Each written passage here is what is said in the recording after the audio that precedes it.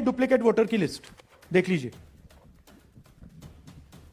ये सब duplicate voters हैं।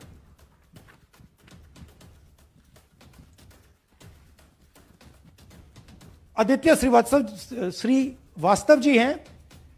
ये महाराष्ट्र में इनका नाम महाराष्ट्र में है, कर्नाटक में है, उत्तर प्रदेश लखनऊ में है और कर्नाटक बेंगलोर अर्बन में है। 4 बार आता है। Same photo same address. Voters in single address.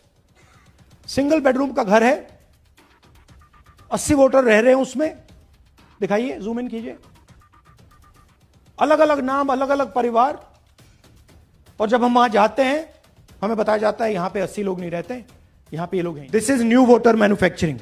ये है नया वोटर, यंग वोटर। ये है चोरी। 1,02,50 वोट की चोरी 5 तरीके से होती है कि 5 महीनों में 5 साल से ज्यादा वोटर लिस्ट में आए। इसमें 6 महीना लगा है और हर कागज को हमने आइडेंटिफाई किया है, कैटलॉग किया है, फोटोग्राफ निकाली है, कंपेयर की है। 6 महीने लगे। करोड़ों लोगों को सस्पिशन था कि दाल में क्या कुछ ना कुछ काला है। लोकसभा में हमारा गठबंधन जीतता है, विधानसभा में धज्जियां उड़ जाती हैं, पता भी नहीं लगता हमारा।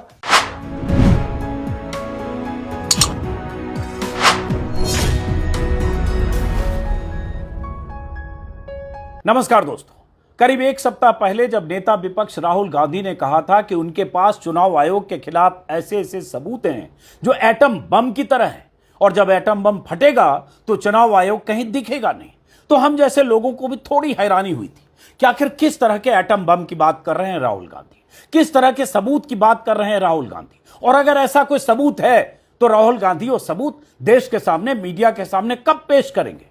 इन 7 दिनों में यह हुआ कि राहुल गांधी का लगातार मजाक उड़ाया जाता रहा। BJP IT cell, right wing के लोग, बीजेपी के नेता, प्रवक्ता, मंत्री और तमाम चैनल्स के चाटुकार लगातार यह सवाल पूछते रहे कि कहां गया राहुल गांधी का वो एटम बम। चुनाव आयोग तो वही है, राहुल गांधी का एटम बम फुस क्यों हो गया। लेकिन आज 7 दिन बाद, 8 दिन बाद, उस बयान के 8 दिन बाद राहुल गांधी ने आज एआईसीसी में प्रेस कॉन्फ्रेंस की। उस प्रेस कॉन्फ्रेंस में राहुल गांधी ने इतने सबूत दिखाए जो इस बात की तस्दीक करते हैं कि चुनाव आयोग की भूमिका बीते कुछ सालों में संदिग्ध हुई है। और अगर बार बार वोट चोरी का आरोप चुनाव आयोग पर लगाता है, विपक्ष अगर बार बार कहता है कि वोटिंग के बाद आखिर वोटों की तादाद में जबरदस्त इजाफा क्यों होता है, विपक्ष अगर बार बार कहता है कि किसी एक इमारत में सैकड़ों की तादाद में वोटर्स कैसे बढ़ जाते हैं, विपक्ष अगर बार बार कह रहा है कि लोकसभा चुनाव से विधानसभा चुनाव के बीच, महाराष्ट्र विधानसभा चुनाव के बीच 5 महीने के भीतर लाखों वोटर कैसे बढ़ गए, तो यह सत्ता पक्ष की तरफ से यह कहा जाता रहा कि यह विपक्ष खामखा ऐसे बयानबाजी करता है, उसके पास कोई सबूत नहीं है। लेकिन राहुल गांधी ने आज सबूत पेश किया। मैं चाहता हूं इसी वीडियो में आगे राहुल गांधी ने क्या सबूत दिखाए और किस तरह से राहुल गांधी ने कहा कि उनकी टीम ने इन सबूतों को जुटाने के लिए 6 महीने तक जांच पड़ताल की, इन्वेस्टिगेट किया और कहें तो कई क्विंटल जो कागजात थे, फॉर्म्स थे या जो दस्तावेज थे या जो जानकारी कागजों की शक्ल में चुनाव आयोग की तरफ से मुहैया कराई गई थी, उसकी जांच पड़ताल की और उस नतीजे में क्या आया इसी वीडियो में आगे देखिए। लेकिन बीते कुछ सालों से और खास तौर से अगर 1-1.5 साल की ही बात करेंगे तो कई ऐसे चुनाव हुए, विधानसभा से लेकर लोकसभा चुनाव भी, जिस पर सवाल उठे, शंका और सवाल। लेकिन राहुल गांधी ने अब तक कई बार बयान दिया होगा, आज सबूत दिया है। खास बात यह है कि एक लोकसभा क्षेत्र, कर्नाटक का एक लोकसभा सीट, बेंगलुरु सेंट्रल, उस लोकसभा सीट के अंतर्गत आने वाली 7 विधानसभाओं में से एक विधानसभा में किस तरह से गोरख धंधा किया गया और एक विधानसभा के नतीजे किस तरह से लोकसभा के नतीजे को बदल देते हैं। और अगर इस तरह से गोरख धंधा, इस तरह से फर्जीवाड़ा, या राहुल गांधी ने जिस तरह के सबूत दिखाए हैं, अगर इस तरह से फर्जीवाड़ा देश भर में होता है या विधानसभा की कई सीटों पर हो जाता है तो कैसे तस्वीर बदल जाती है, कैसे नतीजे बदल सकते हैं और किस तरह से बीजेपी को जबरदस्त कामयाबी हासिल हो सकती है, राहुल गांधी ने जो दिखाया है उससे आपको अंदाजा लगेगा। तो मैं तो चाहूंगा कि राहुल गांधी जो बता रहे हैं वो सुनिए, लेकिन एक पैटर्न राहुल गांधी ने इस प्रेस कॉन्फ्रेंस में बताया कि किस तरह से सेलेक्टेड ढंग से चुनाव आयोग की जानकारी में, और उन्होंने सीधे सीधे कहा कि यह चुनाव आयोग बीजेपी के लिए करता है। चुनाव आयोग कैलकुलेटेड ढंग से बीजेपी को जिताने के लिए इस तरह से जो एक उसके पहले माहौल बनाया जाता है, मीडिया की भूमिका होती है, और आखिरकार वोटिंग पैटर्न को किस तरह से बदलने के लिए चुनाव आयोग की भूमिका होती है। तो राहुल गांधी ने एक असेंबली सीट को सैंपल के तौर पर, कर्नाटक की एक असेंबली सीट पर जहां बीजेपी को काफी जबरदस्त वोट मिला और बीजेपी ने एक तरह से स्वीप किया, उस सीट की व्याख्या जिस ढंग से राहुल गांधी ने की, डुप्लीकेट वोटर्स की भूमिका, फेक और इनवैलिड एड्रेसेस पर जो रहने वाले voters, bulk voters in single address, एक पते पर 60, 70, 80, 90 रहने वाले लोग एक मकान में, उनका ठीक से पता नहीं, उनका फोटो नहीं, वो गायब, एक वोटर कई कई जगह वोट देने वाली लिस्ट में शामिल है, एक वोटर कई राज्यों की वोटर लिस्ट में शामिल है। ऐसी कई बातें विपक्ष के नेता कहते रहे, लेकिन उनके बयानों को, उनके दावों को, आरोपों को चुनाव आयोग हवा में उड़ाता रहा, और चैनल और मीडिया की क्या भूमिका है कहने की जरूरत नहीं। लेकिन आज राहुल गांधी कागजों के साथ थे, दस्तावेजों के साथ थे, और हजारों पन्ने खंगाल कर जो सबूत जुटाए थे राहुल गांधी ने या उनकी टीम ने, उन सबूतों के साथ थे। तो मैं चाहता हूं अपनी बात, राहुल गांधी की कही हुई बात से मैं कुछ रिपीट करूं, उससे बेहतर है कि राहुल गांधी जो कह रहे हैं वो सुनिए।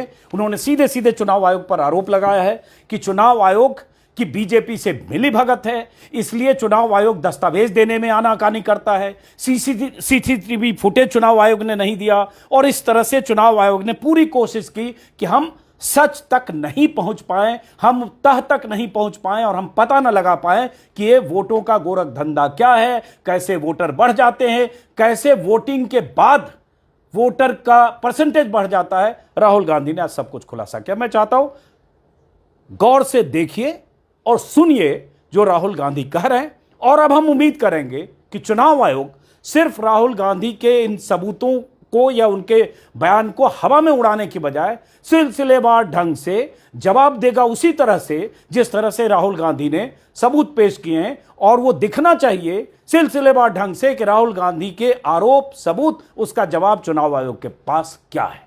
तो उसका तो हम इंतजार करेंगे। फिलहाल आप देखिए कि राहुल गांधी ने क्या कहा है। हमें सस्पेशन था, नेक्स्ट स्लाइड, हमें सस्पेशन था, करोड़ों लोगों को सस्पेशन था कि दाल में क्या कुछ ना कुछ काला है। बीजेपी को एंटी इनकम्बेंसी नहीं लगती थी, ओपिनियन पोल, एग्जिट पोल कुछ कहते थे, रिजल्ट कुछ और आता था। हरियाणा, महाराष्ट्र, मध्य प्रदेश उदाहरण, माहौल बनाया जाता था कि इस कारण जीते। लाडली बहना, पुलवामा, सिंदूर, नैरेटिव क्रिएशन, और फिर इलेक्शन कमीशन कोरियोग्राफ शेड्यूल बनाता था। जब कागज के वोट पड़ते थे हिंदुस्तान एक दिन में वोट करता था, बट अब इलेक्ट्रॉनिक वोटर मशीन है, महीने लगते हैं। उत्तर प्रदेश के मतलब 5 स्टेजेस हो गए, महाराष्ट्र में 3-4 लगा दो, असम का टाइमिंग चूज करो, हरियाणा के का टाइम बदल दो, महाराष्ट्र का टाइम बदल दो। तो इसके कारण हमें सस्पिशन हुआ कि कुछ ना कुछ है। उसके बाद महाराष्ट्र में, और मैंने पब्लिकली कहा, लोकसभा में भाषण दिया, महाराष्ट्र में पता लगा कि 5 महीनों में 5 साल से ज्यादा वोटर लिस्ट में आए। लोकसभा में हमारा गठबंधन जीतता है, विधानसभा में धज्जियां उड़ जाती हैं, पता भी नहीं लगता हमारा गठबंधन कहां गायब हो गया। 1 करोड़ नए वोटर विधानसभा में वोट करते हैं, लोकसभा में नहीं किया, विधानसभा में किया। इलेक्शन कमीशन कहता है 5:30 बजे बहुत भारी वोटिंग हुई। हमारे पोलिंग बूथ के वर्कर्स कहते हैं 5:30 बजे कोई भारी वोटिंग नहीं हुई थी, कोई लाइनें नहीं थी। तो महाराष्ट्र में पहली बार दिखने को मिला कि कुछ ना कुछ गलत है। हमने अपना इन्वेस्टिगेशन शुरू किया क्योंकि सबूत नहीं था, कंजेक्चर था, हमें लगता था, एनजीओ वालों को लगता था, मीडिया वालों को लगता था, विपक्ष की पार्टियों को लगता था, बट सबूत, क्लियर सबूत नहीं था, तो हम झिझक के बोलते थे। मैं थोड़ा कम झिझक के बोलता था जनरली। प्रेस कॉन्फ्रेंस की महाराष्ट्र के बाद कि देखिए, इलेक्शन कमीशन से हमने कहा समझाइए ये हुआ कैसे, 1 करोड़ नए वोटर कैसे आए, लोकसभा में एक नतीजा, विधानसभा में दूसरा नतीजा। आर्टिकल लिखा, रीजनल न्यूज़पेपर्स में डाला, महाराष्ट्र में डाला, बहुत चला महाराष्ट्र में, क्योंकि लोगों को यह फीलिंग थी कि कुछ ना कुछ यहां पे गलत हुआ है। तो फिर हमने कहा ठीक है, चलिए सबूत निकालते हैं, सबूत ढूंढते हैं।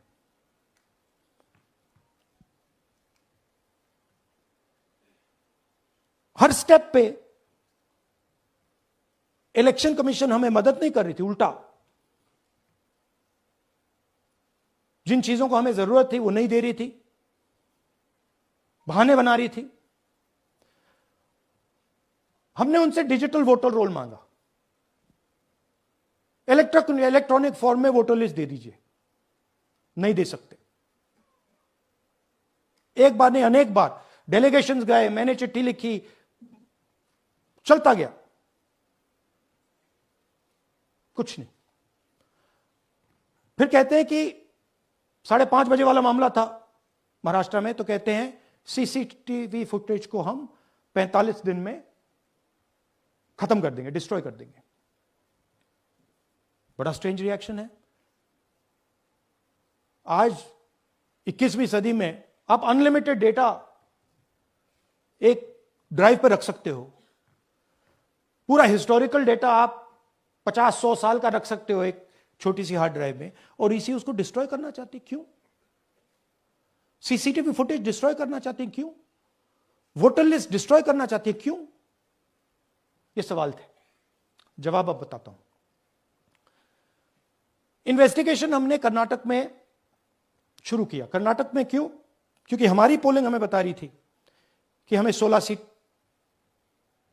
हम लोकसभा में 16 सीट जीतेंगे, और 9 सीटें हम जीते, 7 सीटों में हम हारे। तो हमने उन 7 सीटों पे फोकस किया, और उसमें से हमने एक चुनी, महादेवपुरा। इसमें बड़ा अजीब नतीजा था। 2024 में कांग्रेस पार्टी को 626-208 वोट मिलते हैं, बीजेपी जीतती है, तकरीबन 30,000 वोट से जीतती है, मगर 7 में से 6 असेंबली हारती है, और एक असेंबली में धड़ाके से स्वीप करती है। तो हमने इस पे फोकस किया, और ये जो नंबर है, महादेवपुरा में इनकी जो लीड थी 1,14,000, इस पे हमने, इस नंबर पे हमने फोकस किया। इलेक्शन कमीशन ने हमें डेटा इस प्रकार दिया है, 7 फुट 200-300 किलो। अब इसमें प्रॉब्लम क्या है कि अगर हम वोटर को निकालना चाहते हैं, मान लीजिए आपका चेहरा है, आपको आइडेंटिफाई करना चाहते हैं, तो आपकी फोटो को हमें सारी की सारी फोटोज के साथ कंपेयर करना पड़ता है।